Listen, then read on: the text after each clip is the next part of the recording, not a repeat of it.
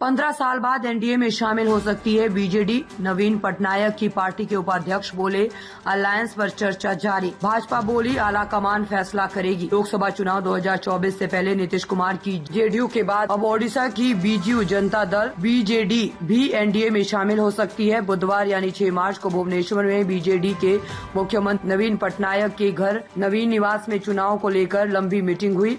इस मीटिंग के बाद बीजेडी के वाइस प्रेसिडेंट देवी प्रसाद मिश्रा ने कहा कि हमारी बीजेपी के साथ अलायंस पर चर्चा चल रही है। हमारी पार्टी ओडिशा के लोगों के हितों को लेकर जरूरी फैसला लेगी। उधर बुधवार को ही दिल्ली में भी ओडिशा में लोकसभा चुनाव को लेकर भाजपा की लंबी बैठक हुई। इस बैठक के बाद भाजपा सांसद जुआल ओरम ने भी अलायंस को लेकर चर्चा होने की पुष्टि की है। उन्होंने कहा कि अलायंस पर बातचीत चल रही है, लेकिन फाइनल फैसला आला कमान ही करेगी। 1998 में भाजपा और बीजेडी का गठबंधन हुआ था, जो 2009 में टूट गया था। 1998, 1999 और 2004 के लोकसभा चुनाव दोनों पार्टियों ने एक साथ लड़े थे। इसके अलावा 2000 और 2004 के विधानसभा चुनाव में भी दोनों पार्टियां एक साथ चुनाव में उतरी थी। दरअसल बीजेडी और एनडीए की सबसे भरोसेमंद पार्टी मानी जाती थी, लेकिन 2009 के लोकसभा चुनाव और विधानसभा चुनाव में सीट शेयरिंग के मुद्दे को लेकर अलायंस टूट गया। बीजेडी चाहती थी कि विधानसभा में भाजपा